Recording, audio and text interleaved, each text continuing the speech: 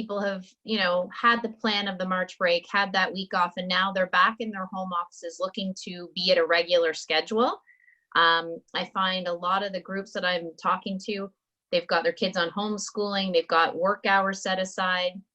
They're creating a new norm within their four walls, which is really neat to see, which is allowing businesses that can't live just within the four walls like ours to create the new norms. So, you know, we're clearing houses, vacating houses, sterilizing houses so that we can allow our photographers to get in to do 3D tours, virtual tours, or even just me to walk through and do a virtual showing.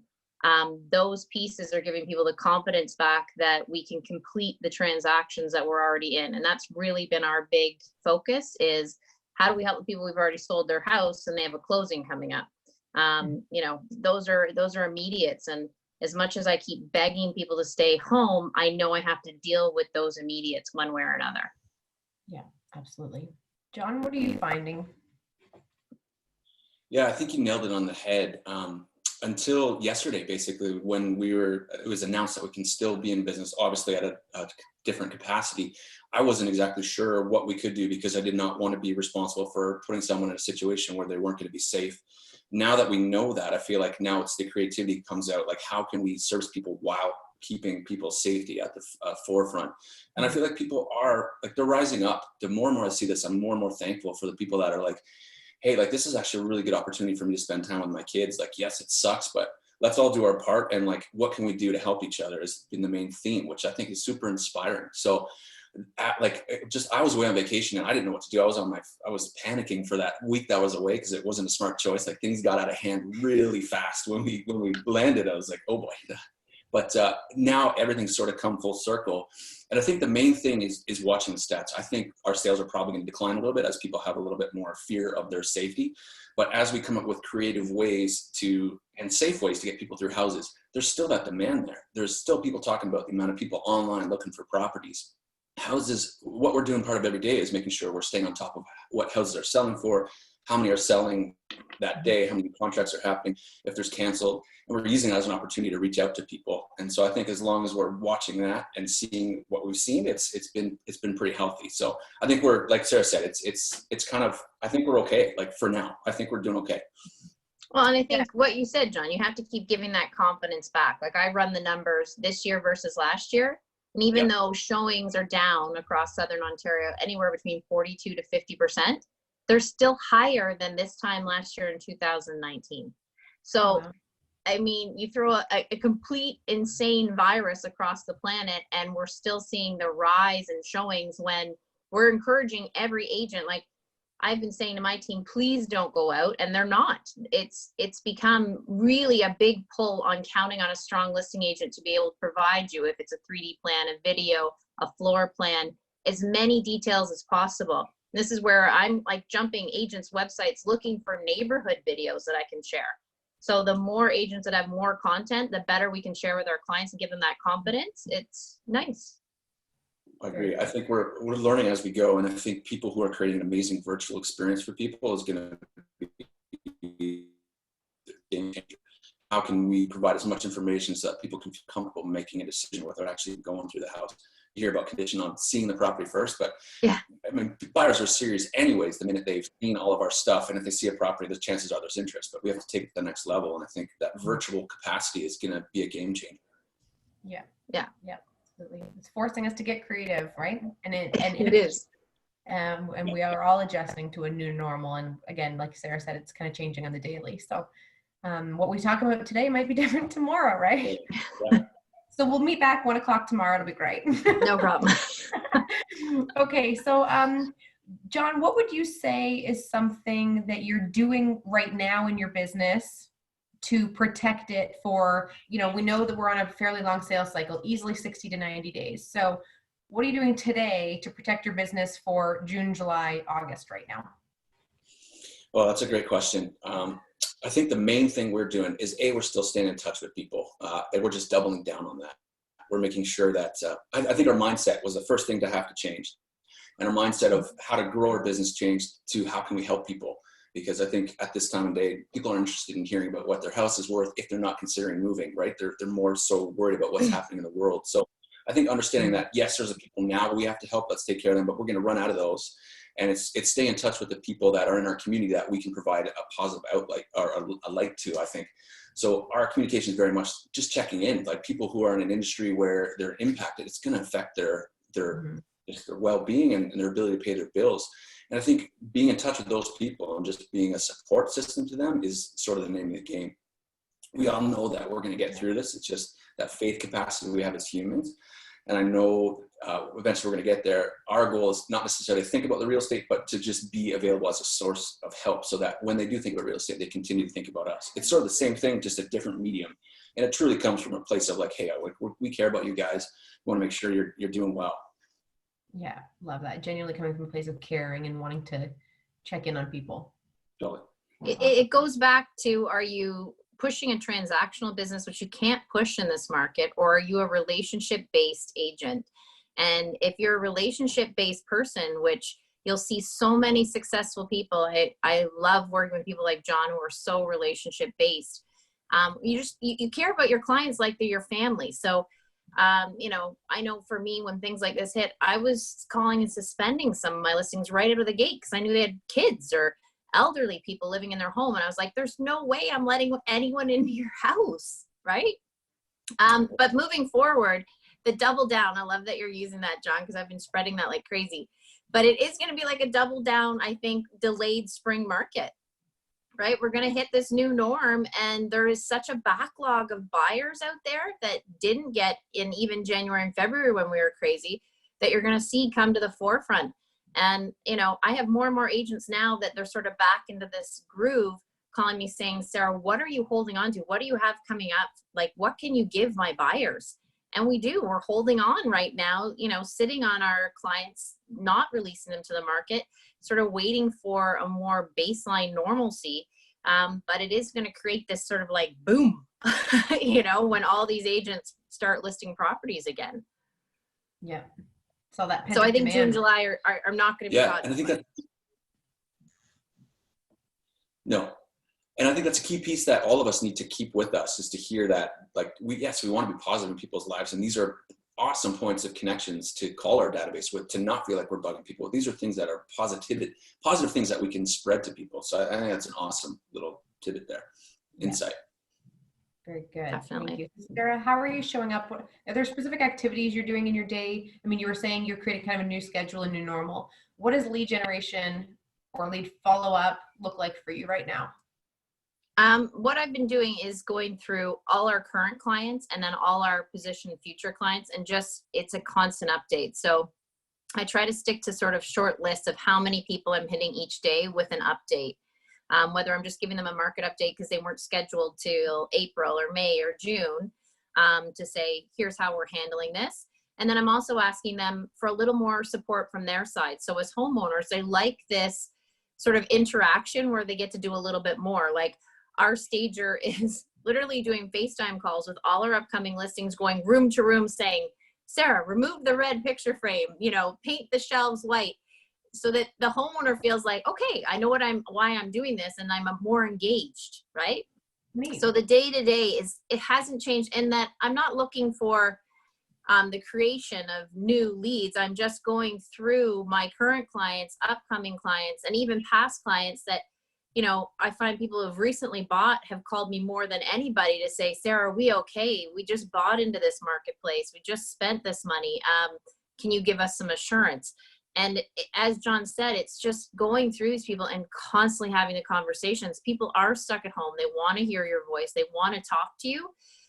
Give them the most updated stats. Give them those assurances they're looking for, and obviously give them the truth of what's happening around them. Mm-hmm. Absolutely. John, anything to add to that? Yeah, for sure. I think Sarah nailed it on the head. Like, things haven't changed in terms of your structure. If anything, it forces us to be more efficient in our structure so that we can reach more people efficiently. So for us, same thing. It's like, who are your A? We try to divide them into a level, right? So our A clients are the ones who are out right now looking, who have either bought or need to sell, or whatever the case may be. Our B are people that are thinking about this, but they're not sure, and obviously they're going to need to hear from us.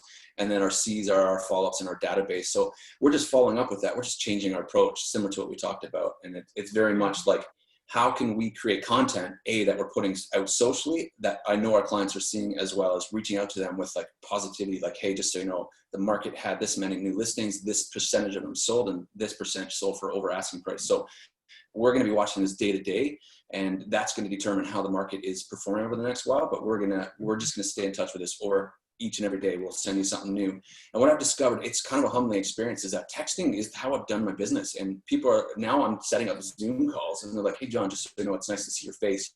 You've gotten a little bit older, but we've missed seeing you, right? It's nice to have that interaction. And I realized that because you have like, when I first started this business, it was midnight. You were in front of people across the table, and you built these strong relationships. And I started to recognize that I was losing that capacity. So this has been such like an eye opener to the fact, like, our lead gen can be a simple text video that is utilizing technology that all the smart people in the room have probably been doing before me. But this is me, like, I need to do more video and set up Zoom calls, because it's such a great way to say, hey guys, like, we genuinely care about you. It's an eye to eye. People know that we genuinely care. And we just set that through a systematic approach, which would be our A, B, C, and D. And then that way we can keep track of accountability between team members. And I know they're hustling hard and working on that stuff, but it's just good to have a system to that approach. So it hasn't changed, just the method, or sorry, the information has changed. Awesome. Yeah, the information source has changed, but I find you're just spending more time actually on the phone. And for me, the transition was hard because I do almost everything face to face. So, you know, booking instead of meetings, but booking phone calls as meetings instead. But otherwise, the schedule is still pretty tight. And you do have to schedule more time. I think, John, I don't know if you're finding this, but I find I'm spending more time talking to the team on the whole, to keep them up to date so that they're sharing the same message versus, you know, only having to touch base with them every couple days. Absolutely. We were trying to do day-to-day videos, or Zoom videos, where we're just talking back and forth.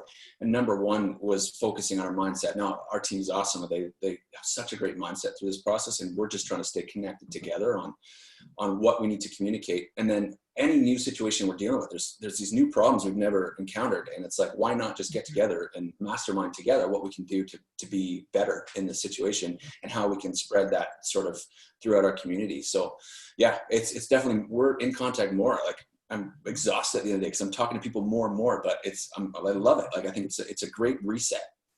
Yeah, it is a great reset. That's exactly how people should be looking at it. Smart. Love that. I love that. It's a really refreshing perspective. I think that's a great way for people to look at it. So what is a challenge that you're facing in your business right now? I mean, let's face it, this is unprecedented scenario that we're in right now. So what's something that's challenging you in your world? Go ahead, Sarah. Either one of you. Yeah, go ahead, John. Sorry. I lost John. He like paused out. There he is. I should just smile so it's not that awkward pause, like, oh, you're that. That's okay. He's just drinking his finishes his beer. Go ahead, John. I know, John, give us the challenge. So exactly what we were just talking about. The challenges are, we don't know what we're dealing with. We don't know how long this is going to last. The main concern is the economic factors that come into play. And like, I have so much empathy and sympathy for people who are in jobs where they are losing their jobs. So I have friends hearing about getting laid off, and you know, that's why I think it's so important to get the message out. Everybody needs to do their part and just stay home. Like, stay home so that we can end and not have the same impact that we're having to people. And I get there's other factors at play there, but we need to do our part, stay home, so that we can control the economic factor, right? Because if people are losing their jobs, then that's going to be a problem, because that's going to impact everybody, because no one can pay their bills. I don't know the stats on this, but I heard that what happens if banks run out of money? What if we also don't have that money there? Like, those are all things that we need to consider. So the problems that I'm facing are so small compared to what we're dealing with on a global perspective, that that stuff I can't control. Like, all I can do is show up and be available to help people, but that's so far out of my control that's my concern. All I know is that I can't change that. All I can do is make sure the message we're sending out to our friends and family and anybody that knows us is, hey, we're homeschooling, we're at home, we're doing our best to stay here. Like, everybody do their part. Let's not be selfish about this process. Even if we don't know if we went out would cause any concern, like, let's limit our social interactions so that we can hopefully limit the impact it has on Canada. Yeah. Get it over with, right? Yeah. Yeah, absolutely. I think that you are going to see global challenges like that. I think for the day-to-day activities, sort of to shrink the challenges is people, well, not people, agents and buyers coming into my listings and controlling that. So, you know, we have been sending out questionnaires. I found that I wasn't satisfied with just the questionnaires. So it's making me be a good agent again, in the sense that I'm calling every agent that's coming into my property. What have you shown? Why are you showing this? How long have you known your buyer? Is this just a one-off? Did someone just call you? Then what the heck are you doing, right? Has your client sold? Do they need a house in the next 2 months? It lets you grill down and figure out exactly who's coming through the property and why. So that you know, if you're willing to say to your sellers, okay guys, wipe yourself out of the house, get in your car, sit in the driveway, let the person in, right? And then wipe yourself back into the house. So, you know, for that immediate, I need a house, or I have to sell my house today, that's where I think agents are facing these little challenges of, well, I've got a showing, I've got to take the showing. Well, you don't have to take the showing. Find out what the strength of that showing is before you encourage people to go out and look at a house, right? Mm-hmm. Yeah. Like I have people that have to have houses that are sending me going, well, Sarah, what about these 12? I'm like, okay, let me call every listing agent. Let me look at every house and let's narrow it down to the top 3. I'll talk you through all 12 online, not a problem. But most agents know the areas they work in, and they can say, nope, you don't want that one because you told me you didn't want to be near hydro towers. Nope, you don't want that one because you told me you didn't want to be near a busy road. So you can do some of that elimination to, you know, eliminate the challenge of being out of your house. Yeah. Yeah, I think you nailed it on the head. Exactly. Like I was talking to Jeff Hamm yesterday. We were sitting down beforehand. I just wanted to see what he was up to. And Michael McDougall, same thing. That we're trying to increase our virtual capacity of information so that there's everything possible for someone to screen that property. And Jeff said one of the things he's doing is that once they've been through the plan, the video, the pictures, like the online description of what's going on, like including the furnace room and the storage room, the garage, the bathrooms, all the stuff we normally do. If they still want to see it, he calls them up and says, like, what online is something that I just got distracted by Sarah's tongue. Sorry, what is someone's waving at me from the street. My clients all see me in the office and like, Sarah. Awesome. So funny. But he's actually calling those agents and saying, what is missing from our online material that you want to see this property? You want to make sure that we're not taking an unnecessary risk here. And he said he even had one client who has a place in Toronto, and most people didn't know that was close to a train track. So he would call anybody who was about to show it and say, just so you know, is a train track, it's not a problem for our people. Like obviously it's a quiet house, but some people don't like train tracks. Is that going to be a deal breaker for you? And they called him back and just said, yeah, like that, thanks for letting us know. We're going to pass on this.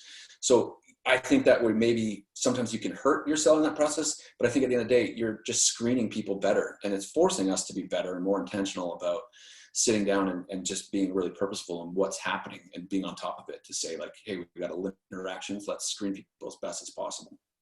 Exactly. I think that's brilliant. And if you're not a listing agent, you're a buying agent, don't you think it's worthwhile you getting in your car and videoing the area and saying, hey, Mr. Buyer, this is what Brand Hills looks like, right? Absolutely. Are you comfortable with the look of this neighborhood? Here's where the school is. Here, I'm driving from the school to the house. It is a 5.2 kilometer drive, right? Be creative and give people the information they want anyways without standing there going, oh, I'll get that for you. Well, let me send that to you. Like, go out and do it ahead of time. You know what's funny is that hearing that is like, we should be doing this anyways. This is, again, us being better. It's a chance for us to agents. And I think as a relationship agents, people too value what we do, but at the same point, like there's always that we're paid really well to do it. Why don't we do this stuff prior to this? But that's a brilliant idea. That's the name of being to help clients achieve their goal. So I think it's what I'm gathering from what you guys are saying, and I want all of our attendees to really hear this as two, leaders in our industry, to incredibly successful agents. You're seeing this as an opportunity to increase the service with which you provide people, increase the level of expertise that you have in your own neighborhoods and in the areas that you're working. It really sounds as though you're looking at this as an opportunity to up your game and be better at what you do. Is that what I'm hearing? Absolutely. Yeah. And I'm throwing it out to my team. I've said to my team, what neighborhoods do you love? What do you know about these neighborhoods? How would you describe them? Send me a video on it. Let me share it with the listing. And it's letting our, buyer agents get out there, walk the neighborhoods because everybody's out walking, right? And yell hi to people passing by from 10 feet away. But at least they can say, this is what's so great about this neighborhood. We love the lot sizes, or we love that there's no sidewalks, or, you know, that there's short streets, or that the schools are also close by. And that type of information, when you're an agent providing that to a buyer or a seller, is outstanding. So I agree. It is not just a reset, but you can really level up. Yes. Absolutely. Do you think that's something, I'm kind of jumping out of my conversation here, but this is amazing. Do you think that's something you'll continue doing? This is not a one and done, like COVID is over, I'm going back to my old ways. Is this a new way of doing business for you both? I would say so. So Sarah's a perfect example of someone who has market expertise to a certain level in Millcraft. She's just done a really good job with that. And as we face threat of, you know, technology coming in and maybe putting us out of business, I don't think that'll ever happen, but it's there, right? We got to think about it. Doing this stuff is exactly what we need to do to set ourselves as experts. And if I ever think about my own advice when I help people buy, certain areas, you know what, Toronto, I'm not gonna be able to help anybody, but in an area where I know, and in my experience with building a house and renovating new construction, like all those things you can't get from a computer, but you can get that from personal experience. So this is very much reset to the basics. What are the basics? What did I do to get started that helped me keep going? And this is forcing me to think about less about the growth and more about the fundamentals and the basics that keep us in business. I think that's such a take home for me. Really foundational. Yeah. And you can do that leveling up with other agents, right? Like, yes, Yeah. You and I couldn't go and say, well, this is the best location on Bloor Street. That's not John's and my backyard. That's not where we live and play. But that doesn't mean we don't have someone on Bloor Street that is our backyard, right? We Right. can share that agent with our client and even do this conversation with that client. Yep, exactly. Right? Then the pass off's a lot more personal than just, here you go, Mr. Client, here's the name and number of somebody, right? Mm-hmm. Make sure you actually know who these people are. Very cool. John, you mentioned concern or the opportunity that there's the opportunity, I guess, eventually for technology to come in and take away some elements of our job. Are you finding that this is forcing you to learn how to better use technology to protect your job and your business? Oh, 100%. Yeah, it gets you out of your comfort zone.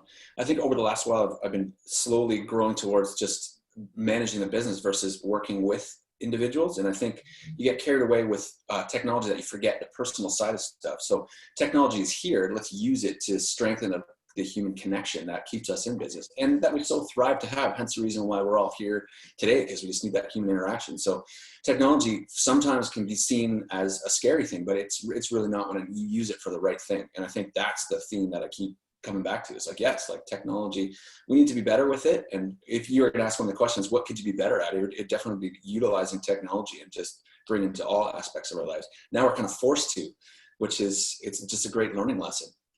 Yeah. Awesome. Absolutely.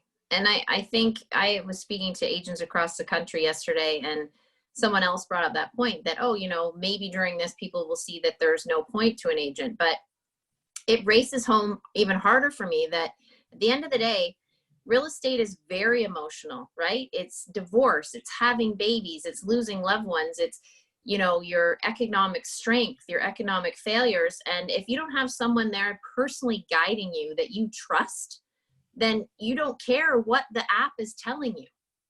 You want to hear from somebody, right? How often, there's no app that says Sarah's going to hold my hand here. Yeah. They want to talk to you. And that's what I'm hearing back from every agent I talk to, is that being trapped in their home right now is forcing them into real life conversations. And that's what people want. They don't care that it's coming on a technology platform, but they want to hear your voice. 100%. So how do you eliminate that? You can't. No. That the human element, I think, is being forced more than ever right now. Exactly. People want humanity. Have you seen that meme that's going around and it says, hey, check on your extroverted friends, we're not okay? I thought you first, Tenleigh. I was like, we all got to check it on Tenleigh. Like, just please check it on me. I mean, this is a lifeline for me. It's amazing. Thank you guys. Okay, so another thing I want to check in with you about is in terms of your focus, what is if you wake up in the morning, you get your cup of coffee, you get yourself ready for the day, what is the number one most important thing in your business world right now? I can start. Number one, go ahead, John. It's always mindset. You get up in the morning and you go through a night and you read, like, what does that mean? And then it always comes back down to, okay, get yourself in the right mindset of, hey, we're here to help people. Things are going to be right. It may be a slight adjustment on how, like, what our year's going to look like. Of course, we're ambitious. We want to do well, and it may not look the same because it's out of our control. But I think, the mindset, like, this is the greater purpose here, is to help people. And that sort of fuels the thing moving forward. So, like, again, the first thing would be mindset, but then that transitions into your activities in the morning, almost to a point where you're a little bit more excited to get on the phone. And for me, even get on the phone, not just text, get on the phone and talk to people. I think that that's the name of the game. Like, if I'm structured during that section of the day, the rest of the day, you're free to respond to people asking for, like, now kind of conversation. So the main thing is just staying in touch with people, which is the same as it's always been, just better at it. So I just want to just clarify a little bit, because there's probably some attendees sitting here going, okay, John, cool, mindset, but, like, how do I get my mind right? Like, how do I keep my mindset in a healthy place? What are you doing to keep your mindset, forward thinking, really positive, and able to keep taking action? That's a good question, and I'm not going to preach, but I will say this, and that's faith. I think faith, all humankind has faith. For us, I do believe in God, and I think that now more than ever, don't mean to shed a little tear, but that's what keeps me motivated, and that's what I know, that we're going to get through this no matter what. And I haven't done a good enough job sharing what's important to me. So that sets me in the right mindset. And then it comes back to, like, how's the practical approach? And that's reading Shift. I think understanding Shift and knowing that other people have been through this. Like, check out this book. It's awesome. It really is. Like, it's not an awesome time, but, like, there's a way to get through this stuff. And why not just listen to other people who have a heck of a lot more smarts than we do? And I was just reading this morning. I was like, oh man, I'm so inspired. Sent a message to my team, like, guys, we need to be better. Like, let's be on top of stats so that we can send it out to our people so that they feel comfortable through this, that they know that we're a reliable information source. So it always starts with mindset. And for me, it's faith and then the practical approach. Awesome. Thanks, John. I really appreciate you being willing to be so open and it's the dust in this room. We never use it. It's in my contacts. Like, it's causing me to tear up a bit here. It's a good time to tear up and be in love with fellow humanity. That's not a bad thing. It is. And I think we're all really vulnerable right now. I think we're all feeling really uncertain, and your willingness to show that, I think, is a testament to what's happening to us all right now. I think we're all getting really okay with going, like, I don't have a clue, and I'm a little nervous right now, and we can connect through that. So thank you, John. Appreciate it. It's true. Definitely. Right, one of the things, John, when you talk about mindset, my family always says to me, my eldest will hug me and he'll say, oh, mom's got a good vibe, or mom's doesn't have a good vibe. So they always say my vibe sets the tone of the household. And I'm like, that's really not fair to put that on me, but no pressure, fair Mom. enough. It's a lifeline leadership thing, right? The thing that I've noticed that's really worked for mindset is going back to the routine things that you can do. So my kids are used to me working out every morning in our basement or in our backyard with a trainer at like 7 a.m. So I still have my trainer. He's just on FaceTime, but it's a normal checkbox for me. And then they know I'm going to get up and make them a shake. I'm going to force them to make their beds. By putting some of that routine back into place, it allows that natural mindset to jump back in. And one thing I was saying to my clients the other day, just control what you can. You don't want to be trying to control this huge problem for everybody. You really can't. And Tenleigh, as you said, we don't know. Like, we could be back here at 1 o'clock tomorrow giving different information, right? So it's over. We're fixed. We're cured. So you can only control what you can control. So, your space is small right now. Work within that space. If you're used to working out, if you're used to making meals, if you're used to, 7 o'clock is Lego time, then put some of that schedule back into your routine. And you can do that with work and family. And it's working in my house, and I have a lot of crazies in the house. They'll love that you said that. I do. So I totally agree with you, Sarah. I think, and leading into that, talking about routine and keeping some of that really consistency in your day, I think that can take away a lot of especially for our families, the people around us, it can take away some of that feeling of uncertainty and unbalance and ungroundedness. I think that can really help keep everybody rooted in, some routine. It can be helpful. That's a great Yeah. idea. Otherwise, you're just sitting in front of the news waiting for the next bomb, right? So, or just like scrolling all day long. Ooh, yes. nobody Yeah, wants not to a do good that. Don't do plan. that. Get out of your Don't PJs and do some work, right? That's right. Get dressed. So tell me something, Sarah, that you're doing really great right now that is going super well in your business for you. This one is funny. This is something that anyone can do at any minute. Oh, here goes. See, they're fighting in my household right now. This is real life, guys. This is live. This It's is all good. with clients on the phone. They're like, "Oh, what kind of dog you?" Anyways, shush. One of the things I do is I take the dog out walking, and when I walk by a real estate sign, I call a client that I know lives within that area. I'm sorry, hang on. It's okay. I like this idea. I like where we're heading. This is what happens when you have a lot of males in your house. But no, seriously, I'll take the dog for a walk. I'll be like, "Oh, John's just listed this house. Great. How much is it? How long's it been listed for? What are the details?" Perfect. I know Amy lives around the corner. "Hey, Amy, just want to let you know I was out walking. A lot of time for walking these days. And I wanted to let you know there's a new listing in your area, and here's the details." So I find that forces me into a real life conversation. I have to be informed, and it gives the details to everyone in the area to know exactly what the market's doing around them in that moment. That's really cool. I love that. It's so simple. It sounds so like painfully simple. But that's the stuff that we've gotten away from, don't you think? Yes, yes. Oh, cool, creative stuff. That's great, but that's so foundational, and that's such just a service call, right? And I love that. I think that's a great idea. Right and now, if your client's cool, they'll let you FaceTime them, right? So you can be like, "Hey, look at the house. Look at, you know." That's awesome. I love that. Nice. John, what about you? What are you doing really well right now in your business? I love that yours was so real estate related. I'm like, oh, that's a brilliant idea. I'm going to do that. Write that down. That's awesome. I love that. Go for a walk and call your people. Seriously, it's healthy all around. Multitasking that men can do. Like we can actually do that. That's You right. can totally handle it, John. I believe in you. I would say, so that was a tough question because everything that we're doing before that worked isn't going to work right now. So I was like, how do I answer that? And I would say the number one thing is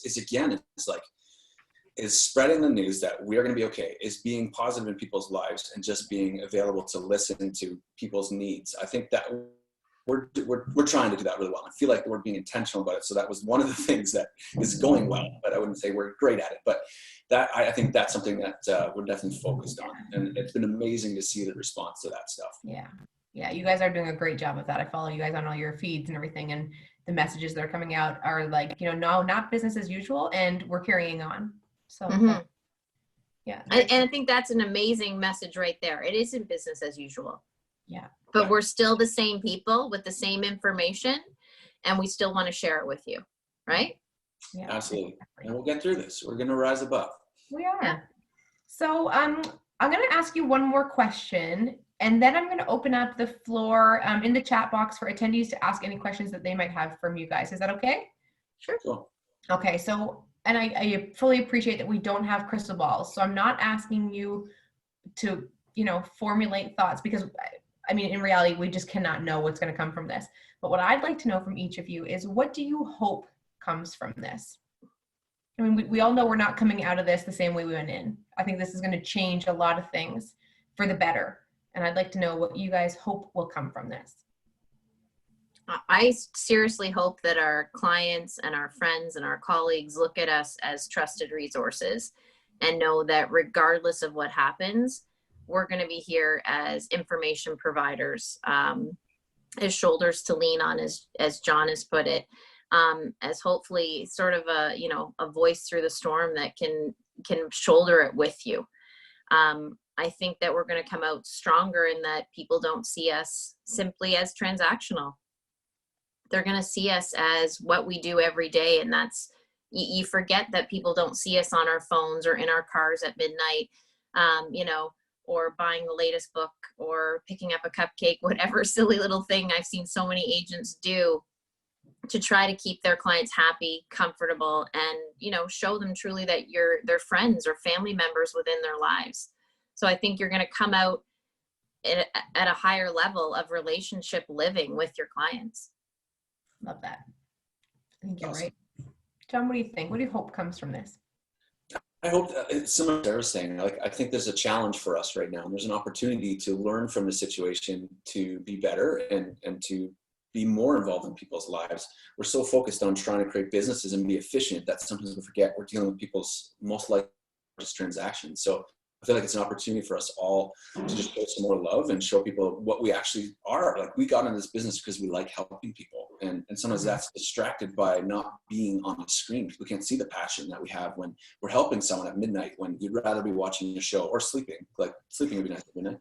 But I mean, we have an opportunity here. And I think the opportunity to show people that we really want good for our people. And it's not just about the commission check, because it really isn't. It's about showing love to people. And I hope humanity and humankind will step up in a situation where we're all just like, hey man, like that person I didn't even know just offered to go pick up my prescription because I know you're on quarantine. Like, how is that not just like a humbling experience? But people are rising up, and I hope more people do that are taking the lead from other people and saying, hey man, like, that's awesome you did that. That's inspiring, and I'm going to actually take that with me. I hope that we continue on in that regard. Yeah. Yeah, it's been fascinating to see the humanity coming out. It's been really cool. It's been really cool. Thank you guys for sharing that. I really appreciate hearing your hopes for how this all turns out for everybody. Okay, we have our first question. And again, if you have a question, just type it into the chat box at the bottom of your screen. You'll see the little button there. You can click that and type a question. So our first question is from Jordan. He's from KW Signature in Oakville, I do believe. And he says, as a new agent, 3 months in, what should I be focused on during this bizarre time? What do you guys think? Build your database. Yeah, your database is different now. And we were masterminding this with my team because I do have some younger agents. They're, I mean, putting up some good numbers. Their database isn't as large. So we were like, what can we do that would come from contribution, that would allow us an opportunity to follow up with a video to say, hey, like, for us, it might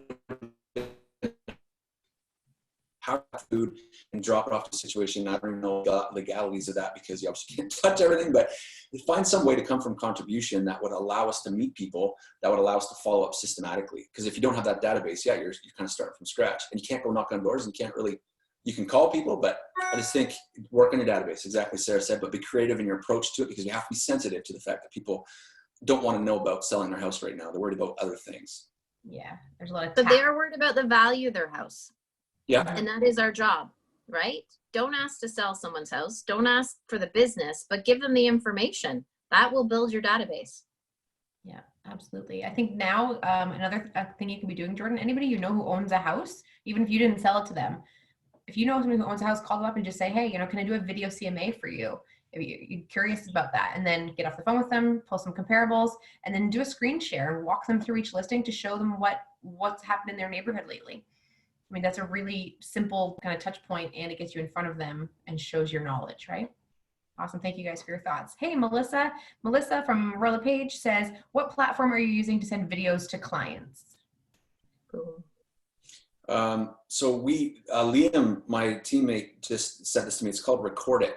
So it allows you to record your screen and then also put yourself in the corner as a walkthrough. So I think that's super cool, and I had to learn how to use it. But I mean, you can take YouTube videos there. You can take other people's listing videos there, put them up, upload them on there. And it's a free app, and you just put yourself in the corner, and you can talk people through it. Super simple, and obviously just send it through your database management. For us, we use Command. Command is brilliant. It's gonna be brilliant. It's good, but I mean, technology is so easy. There's so many apps for everything that it's really just up to us to kind of utilize it. But Record It works really well, and it's cheap because it's free. Yeah. Anything on your phone is cheap. There's Slack It, there's Boom, there's MailChimp does the whole big kit and caboodle once you have the video, but even if you just go to the Apple store, they're totally launching themselves right now on video streaming. There's tons. We all should have invested in Zoom a couple weeks ago. I know. Yeah, I was just that company. Hindsight. What was I thinking? If only we'd known. Okay, awesome. Melissa, I hope that helps you. Sue Morkoff from KW Edge says, my clients are asking what the market will look like from a pricing perspective when this all ends, and we try to get back to a new normal, particularly if there's a shift to much more supply.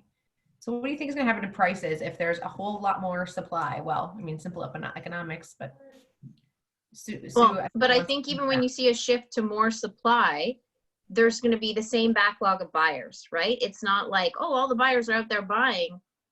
There's nothing for them to buy, regardless of virus living or not. We've had this incredibly low inventory, and everything is setting up the buyers to be more powerful, right? Lower interest rates, easier stress tests. We're seeing more and more people come out of rentals that can buy this year that couldn't buy the last 2 years. So even if John and I listed 200 homes on May 5th, I don't think that's even going to begin to satisfy the amount of buyer backlog that we have. So maybe the timelines will change a little bit because buyers will feel like, oh, I get to see this one, I get to see this one, and everyone won't be jumping from one house to the, the next to buy. But I still think you're going to see strong enough prices because this is a pause button for everybody. It's not a pause just for a seller or just for a buyer. Mm-hmm. I think that's such a critical thing to remember, that this is across the board. Everybody's hitting on the pause button. I love that. The fact that all our phones are ringing off the hook shows that there's still all that demand out there and people are just trying to figure out what's happening. It's like the stock market. We know what the factor is that caused the crash. It's just it's uncertainty in the marketplace based on Corona. So I strongly believe that once we get this under wraps, that we are going to be healthy and fine, and we're going to have that sort of everybody back in the market, because real estate has been such a great investment. I think the one thing to consider again is how much backlash this has on our lending and what will happen to interest rates. And you hear about this tax situation where the liberals were, I'm not getting political, but asking for unlimited spending control. These are all factors that we have to consider. But if we can get a hold of this virus and everything goes back to normal, I still believe there's so much demand here. Like, people are going to want to get back to work. People are going to be jumping back into projects. They're already there. We're just on hold. So I feel like it's going to be the same thing. It's going to be very much a fast-paced market. Yeah, I agree with you. I think it's all relative, right? As the listings come back up, the demand is going to be there to support that. If it's all kind of moving at a similar level, it's still relative. It's if one gets out of whack of the other, right? Mm-hmm. That's when things get funky.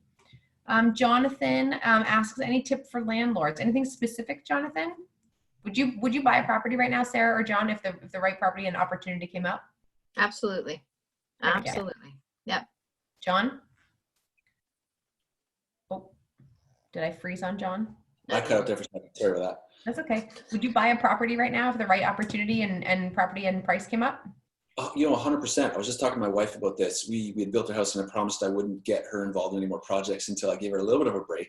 But now seeing the opportunity out there to show, like, hey, man, like, I still believe in real estate as an investment opportunity. And you look at the market and that is super scary. Like, yes, the real estate market could change, but you still own something where people are going to pay for that. And yes, that could change in the amount that they can actually afford to pay. But once we get past this, like, it's going to be great. And I think there's going to be opportunities out there. I always want to take care of my sellers, but in my buyers, if there's an opportunity to find somebody who needs to sell, we're going to find. Yeah, absolutely. The opportunity to get a steal. Because I do believe that in 6 months, we're going to be right back to where we were. Yeah. And why wouldn't you take that opportunity right now? It's brilliant, right? It's there. It's bricks and mortar. And I think that's even stronger right now when you see the markets in the position they currently are. At the end of the day, we are still providing shelter and people still see investment in something tangible. Yeah. I still like my investments in something tangible. That's my first, place that I like to see money invested. So I would jump on anything. Yeah, that I thought was worth buying right now. Walk our talk, we tell other people to invest in real estate. We got to too. Yeah. Okay. Any more questions? I have one more, and then if any other questions from attendees come in while I ask that question, what would you guys say? Or actually, I have two more questions. Change my mind. Number one, what would you guys say to somebody who is an agent who is sitting back, kind of going, I'm going to ride it out. I'm going to give it a few weeks. Just, take a vacation. What would you say to that agent? Oof.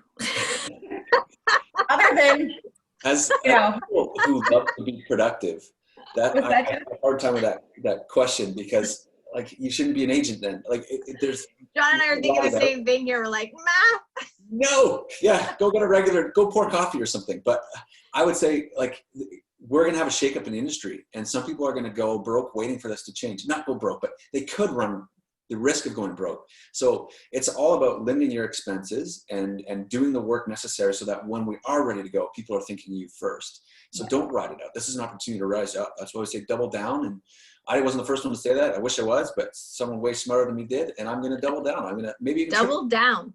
Get Yeah. busy. Get Get busy. busy or you will get behind. Get to work. I'm working harder now than I've ever worked. I agree. Yeah. Sarah, any choice words? No more choice words. Get out. I'm giving you my choice word. And that you could say in this room. She's being so politically correct. I love it. I get it. It's easy to nest, right? So easy to fall into that trap of I'm doing the right thing. I'm staying in my house. I'm doing what I'm supposed to do. But what are you doing in your house? Your clients want to know what's going on. You have to be prepared to answer those questions. And if you're not, then you're not practicing in real estate. You're not practicing real estate for your clients. You still have to show up. Yeah, love that. Yes, let's keep thinking of it as a real estate practice. Yes. The practice. It's not a real estate job. It's a practice. You got to show up every day and do it to get any good at it. Love that. I'm going to use that for something. There you go. Okay. No more panel or attendee questions. So my final question for you guys, and then I'm going to do a quick little plug I'm going to do the plug first. If you have not, attendees and panelists, if you have not got your hands on this book right now, I want to be clear. I'm not coming out and saying we're facing a shift. I'm saying I want to prepare my people for a shift, because if you're taking tactics from this book and implementing them in your business right now, doesn't matter what happens to the market, you're going to succeed. That's just how it goes. So if you don't have your hands on this book yet, email me, text me, call me. I have a PDF version of it. I will email it to you because I can't see you to drop it off. But I want you to have your hands on this book. It is a game changer. John, I know you've read it. Sarah, I'm certain you have too. And I mean, you got some time on your hands. You're going to call your clients. You're going to do your business. You're going to hang out with your family, and you're going to read a book, for God's sakes. Speaking of, get off my soapbox now. I want to know, final question, and then we will sign off. Oh, hold on. Steve put a question in the Q&A box. Okay, hang tight. Let me get there, Steve, because, oh, look at that. There's two over there. Just one. Okay, broad question from Steve. I'm not sure which Steve this is. That's okay. How are you handling buyers and sellers who need to buy or sell versus want to in this environment? There's a lot of noise in the industry about perspectives and everything on how we handle those conversations in terms of handling things as objections, as opposed to a condition in people's circumstances. Bravo for knowing the difference, Steve. Steve Dixon. Oh, I knew. Excellent. So what are you guys talking about? How are you handling need to buy and sell versus want to buy and sell right now? Thank you for your question. I think John and I covered that a little bit, in the sense that we're really narrowing down the details from the listing agents and actually taking a look at the areas and then talking through the actual listings with our clients online, right? Pulling them up, video conferencing while you're going through the houses together. And then you have to go as far as, the safety precautions that are now being put in front of us as agents. All of my agents have gloves, hand sanitizer, wipes, multiple pairs of shoes, if not booties, to basically, if you're going to approach a property, know what's on the other side of that door. Are these people living there? Is it vacant? If you look at the amount of showings that are coming in on vacant properties, it's pretty cool because they're flying. Just knowing all the details of both sides of all the bodies that you are now responsible for. So yeah, if this buyer really needs to buy, how quick is that timeline? Can you, narrow it down as fast as possible and, prevent basically any chance situation from falling in your lap? Yeah. Love it. John, anything to add to that? That's a great question. We did touch on that a bit, but I think even just thinking now, it's like, obviously, I think we need to reach out to people who are allowed to continue to work. And that would be get an arrangement with some sort of cleaner who's on top of this stuff, that maybe you can work out like, hey, we're going to be doing this a lot. Maybe we can work out an agreement on price. If you could be available to clean the house, all the essentials after cost of someone, people take that in the long term. And then the other thing would be, why not as sellers encourage them to, I don't know, is there places they can go? I didn't even look into whether or not hotels are open. I'm sure that's probably closed down, isn't it? I'm just thinking off the top. That's why I tell people to go to their cars. House. Yeah. Well, I mean, even if like you have an elderly couple, and I do have someone in their 70s and they want to sell, but like the virus can stay rampant for 2 days after the fact. They're like, well, we can go to our cottage. I was like, but you're not going to go to your cottage 2 days and then come back and then there's no showing and then leave for 2 days. Like what can we do? And I think where maybe being strategic in setting an offer presentation date, or at least getting the price right. I don't know. There's so many different ways to think about that. I think that Sarah kind of nailed on the head. And I think that if you're taking the precautions with cleaning, hopefully that'll be enough. I don't know what that'll mean in the future though. There are really, like, we already have 2 of our cleaners that just provide, we call it the bleach service. I call it the lung burn service because I can tell when I come in and they've just been there. It's like, oh, the bleach smell is so strong.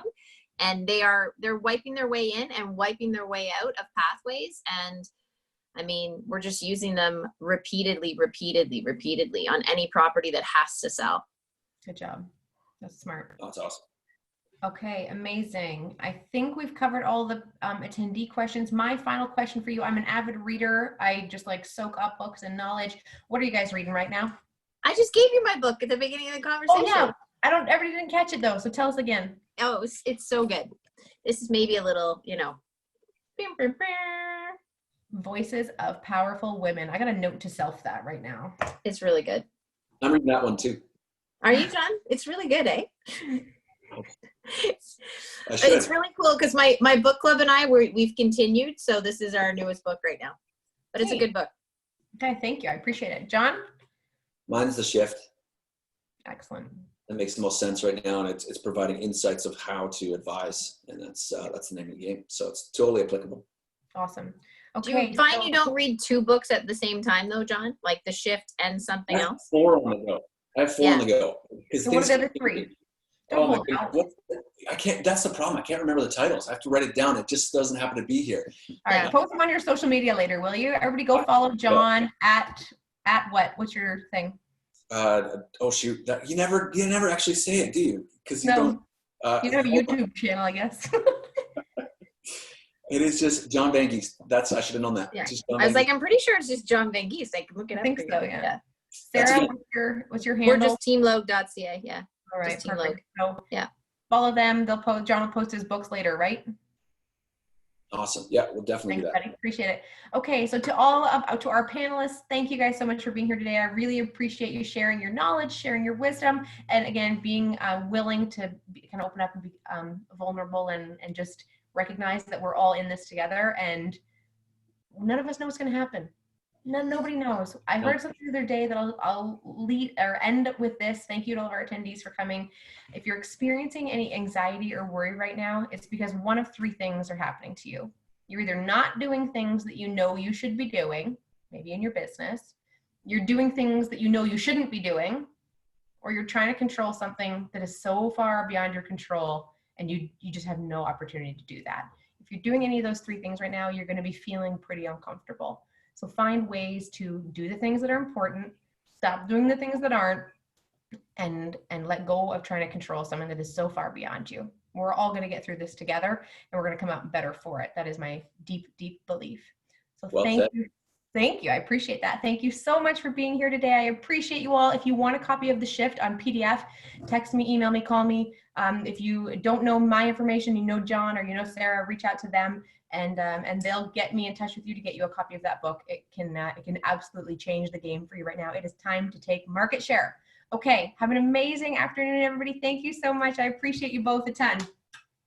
See y'all. Have an amazing day, gang. Take care, guys. Bye.